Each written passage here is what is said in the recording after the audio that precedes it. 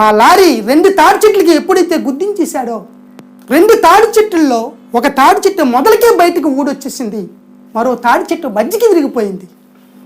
నా వెనకాతలు ఉన్నటువంటి క్లీనర్కి నాకు మధ్యలో కూర్చున్నటువంటి ఒక ప్రయాణికుడు ఇక్కడి నుంచి కాళ్ళు వరకు ముక్కలుగా తెగిపోయారు. లారీలో నుంచి కింద పడిపోయే లోపల తాడి చెట్టు ఇరిగిపోయి ఆయన మీద పడిపోయింది. నాకేం జరిగిందో నాకు అర్థం కాలేదు. నేను ఎప్పుడైతే ఇలాగ వేసేయని ఇక్కడ పడ్డానో, నేను కళ్ళు తెరిచి చూసేసరికి ఎక్కడి నుంచి అయితే లేశానో అక్కడే నేను సురక్షితంగా దేవుని యొక్క మహాకృపను పట్టి నేను భద్రపరచబడ్డాను. అగాధ జలముల్లో సంచరించినను అపాయముని యుద్ధకి రాదని ప్రభువు నాకు చేసిన వాగ్దానము నా జీవితంలో నెరవేర్చబడినది. మా జ్యోతిష్యుడికి నడుము ఇరిగిపోయింది, కాలు ఇరిగిపోయింది, కీళ్ళు మార్చేది వచ్చి త్వరలో దిగబడిపోయింది. ఈ లారీ క్యాబిన్ అంతా నా మీద పడిపోయింది. నేనైతే ఎక్కడైతే లేసానో అక్కడే కూర్చొని ఉన్నాను. నా శరీరం అంతా రక్తమైపోతుంది. డ్రైవర్ మాత్రం సురక్షితంగా ఉన్నాడు. ఆ సమయంలో నేను కళ్ళు తెరిచి చూస్తే నా శరీరం అంతా రక్తము. ఏం జరిగిందని ఇలా కాలు పైకి ఎత్తితే నా కాలు తాలూకా అడుగు భాగము ఈ విధముగా నా కాలు అడుగు భాగాన్ని ఏదో ఒక రేకు వచ్చి కట్ చేసింది. నా కాళ్ళంతా అడుగు భాగం అంతా ఊడిపోయి అలపడిపోయింది. ఆ కూర్చున్న స్థలంలో నుంచి పైకి లేసి ఒక మాట చెప్పాను, యేసయ్యా నన్ను రక్షించి ప్రభువా, ఇంకెన్నడూ కూడా నా జీవితంలో జ్యోతిష్యానికి వెళ్ళను ప్రభువా అని గట్టిగా చెప్పి లారీలో నుంచి ముళ్ళతుప్పల్లో పడిపోయాను. ఏమి చేయలేనటువంటి స్థితిలో ఉన్నప్పుడు ఆనందపురం పోలీస్ స్టేషన్లో ఉన్నటువంటి ఎస్ఐ గారు లంకా రమణబాబు గారని తన సహచరులతో వచ్చి మమ్మల్ని పోలీస్ స్టేషన్కి తీసుకుని వెళ్ళి పక్కలో కలిగినటువంటి గవర్నమెంట్ హాస్పిటల్లో మా కట్లు వేయించి తర్వాత చనిపోయినటువంటి ఇద్దరిని కూడా గోనులతో మూట కట్టి మాకు ఒక ఆటో వాళ్ళకు ఒక ఆటో కట్టించి విశాఖపట్నంలో కలిగినటువంటి కేజీహెచ్ హాస్పిటల్కి మమ్మల్ని తీసుకుని వెళ్ళి S5 అనే సెక్షన్లో మమ్మల్ని వేయించారు. ఈ జరిగిన సంఘటన అంతా కూడా ఆంధ్రప్రదేశ్లో ఉన్నటువంటి వార్తాపత్రిక అనే ఒక న్యూస్ పేపర్లో రోడ్డు ప్రమాదంలో 2 మృతి 4 గాయాలని ఈ పేపర్లో పడ్డది. మీరు చూడొచ్చు. హాస్పిటల్లో మమ్మల్ని వేచినప్పుడు, హాస్పిటల్లో నేను ఉన్నప్పుడు మాకు ఎదురుగా ఎంతోమంది యాక్సిడెంట్ అయినటువంటి మనుషులు ఆ మంచాల మీద ఉన్నారు.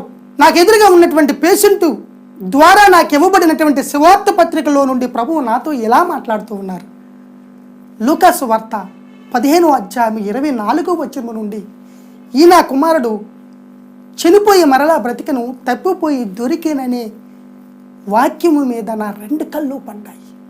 వెంటనే నా హృదయము దేవుని ఆత్మతో నింపబడ్డది. నేను ఆనందించడం మొదలుపెట్టాను. దేవుడు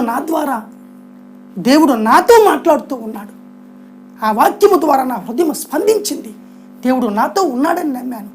హాస్పిటల్కి వెళ్ళినటువంటి వారం రోజుల్లో నేను భయంకరమైనటువంటి శ్రమను అనుభవించాను. నా కాలు అడుగు భాగంలోనికి తాటి పేర్లు వెళ్ళిపోతే స్పిరిట్ వేసి నా కాళ్ళు దువ్వేస్తున్నప్పుడు నిజముగా ఈ ప్రపంచంలో మానవులు భరించలేనటువంటి అగాధమైనటువంటి బాధను నేను అక్కడ భరించాను. ప్రభువు నా కొరకు ఎంత శ్రమ పడ్డారో సిలువలో నాకు తెలియదు. కానీ నా కాలు అడుగు భాగంలో స్పిరిట్ వేసినప్పుడు దహించి అగ్ని కాల్చివేయబడ్డట్టుగా నాకు దుఃఖము, కన్నీరు నాకు వస్తూ ఉండేది. ఆ సమయంలో నేను ప్రార్థించడం మొదలుపెట్టాను. వారం రోజులు నేను ఈ విధంగా శ్రమ పడుతుండగా వారం రోజుల తర్వాత డాక్టర్లు వచ్చి నా కాలు అడుగు భాగమును చూసి, కాలు అడుగు భాగంలో నుంచి నాకు దుమ్ము కనబడుతూ ఉండేది.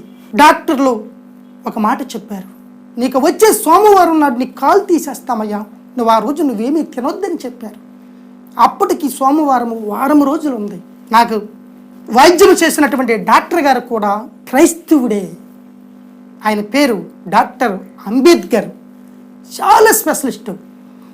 వారం రోజుల్లో నీ కాలు తీసేస్తాము, వచ్చే సోమవారం నాడు నువ్వేమీ తినొద్దని చెప్పేసి వెళ్ళిపోయారు. నేను ఒక మాట చెప్పాను, నా కాలు తీసేస్తే తీసేయండి, కానీ నా ప్రాణం ఉంటే నాకు చాలండి, నా భార్య పిల్లలు చూసుకుంటానని డాక్టర్ గారితో నేను చెప్పినప్పుడు ఆయన ఏమీ మాట్లాడకుండా మౌనంగా వెళ్ళిపోయారు. నేను ప్రార్థన చేయడం మొదలుపెట్టాను. నిజమైనటువంటి ప్రార్థన అప్పుడు చేశాను. ప్రభువుకే మహిమ కలుగునగాక. నాకు మొరపెట్టము, నీకు ఉత్తరం ఇస్తానని దేవుని వాగ్దానము ప్రకారము వారం రోజులు అయింది. వారం రోజుల తర్వాత డాక్టర్లు చెప్పిన ప్రకారము సోమవారం ఉదయం 11 గంటలకు వచ్చి నా కాలు కట్లు విప్పి అడుగు భాగాన్ని డాక్టర్లు అలా చూసుకుంటూ మౌనంగా 15 నిమిషాలు ఉండిపోయారు. చూస్తున్నటువంటి డాక్టర్లని చూసి నేను ఏడవడం మొదలుపెట్టాను, నా భార్య ఏడవడం మొదలుపెట్టింది. నా జ్యోతిష్యులందరూ వచ్చారు, కానీ నా కాళ్ళు మాత్రం వాళ్ళు నాకు ఇవ్వలేకపోయారు. నేను ప్రభు సన్నిధిలో చేసినటువంటి ప్రార్థన ద్వారా నాకేదో ఒక అద్భుతం నా కాలు అడుగు భాగంలో జరిగింది.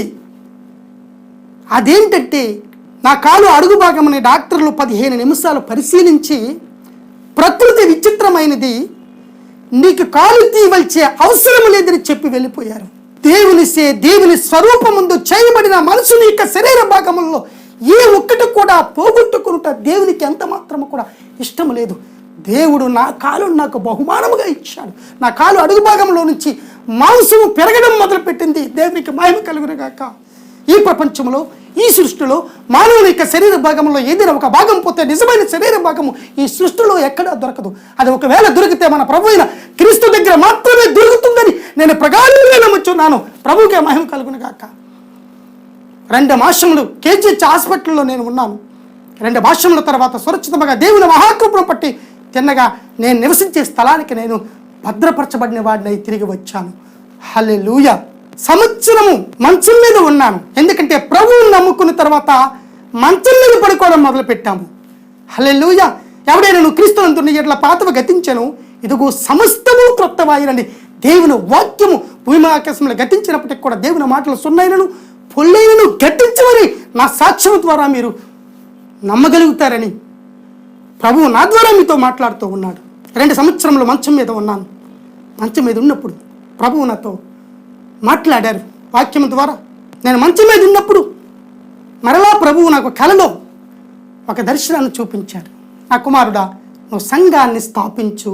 నీవే కొండ మీద అయితే నివసిస్తున్నావో, ఏ జ్యోతిష్యుల మధ్యనైతే నువ్వు ఉంటున్నావు, వారి మధ్యనే నువ్వు ధైర్యం కలిగి నా పని జరిగించమని ప్రభువు నాతో చెప్పారు.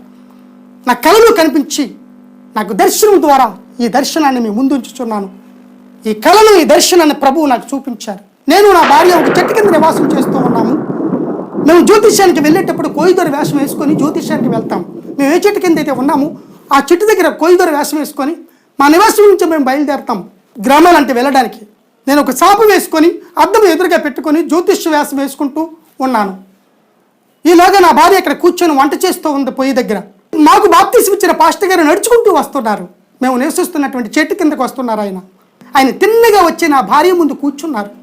కూర్చొని మాట్లాడుతున్నప్పుడు నేను అద్దంలో చూసుకుంటూ నేను తలకి ఒక క్లాత్ కట్టుకుంటూ ఉంటున్నాను, కోయిదొర వేషం వేసుకుంటూ ఉంటున్నాను. ఆ సమయంలో పాస్టర్ గారు ఒక మాట చెప్పారు నా భార్యతోనే, అమ్మ మీరు బహు త్వరగా సిద్ధపడాలి అన్నారు. ఆ మాట వెంటనే నా చెవులోకి వచ్చి పడ్డది.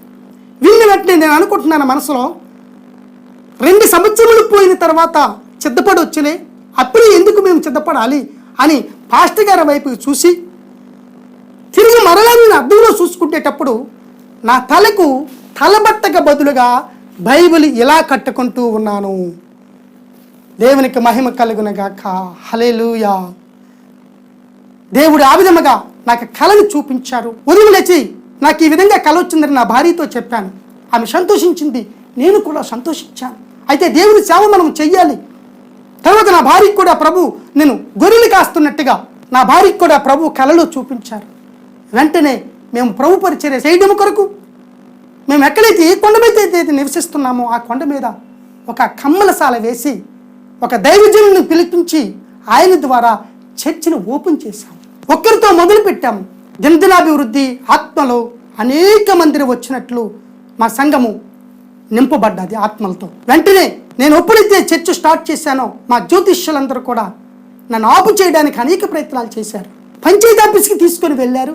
యవనస్తులైతే మా జ్యోతిష్యుల్లో ఎవరు జ్యోతిష్యులు 50 మంది వరకు కూడా వాళ్ళ జ్యోతిష్యపు బ్యాగులు తీసుకుని వచ్చి నా ముందు పడేసి మమ్మల్ని అందరినీ కూడా పోషించు, నువ్వు మా కడుపులు కొట్టేశావు, నువ్వు జ్యోతిష్యుడు అయి ఉండి నువ్వు జనాల మధ్యకి వెళ్ళి యేసు ప్రభువే దేవుడని చెబితే మా చేత ఎవరు జ్యోతిష్యం చెప్పించుకుంటారు? మా దేవతలు మా దేవుళ్ళు వట్టివనే కదా, మన కులంలోనే లేనటువంటి పని నువ్వు చేస్తున్నావు, మన జాతిలోనే లేనటువంటి పని నువ్వు చేస్తున్నావు. నీకు మేమందరమే కలిసి ప్రతి నెలకి మేము డబ్బులు ఎత్తి 5,000 రూపాయల లెక్క నీకు ఇస్తాము. నువ్వు నమ్ముకున్నావు కనుక ఆ ఇంటిలో నుండే నువ్వు ప్రార్థన చేసుకో, కానీ చర్చి పెట్టొద్దని చెప్పారు. నేను వారితో చెప్పాను, ఎట్టి పరిస్థితుల్లోనూ కూడా దేవుడు చెప్పింది మాత్రమే నేను చేస్తాను, మీరు చెప్పింది మాత్రం నేను చేయనని చెప్పాను. వారందరూ కూడా నన్ను కొట్టడానికి వచ్చారు, తగువులు పెట్టారు, నన్ను వెలివేశారు. వెలివేసుకోండి అని చెప్పాను.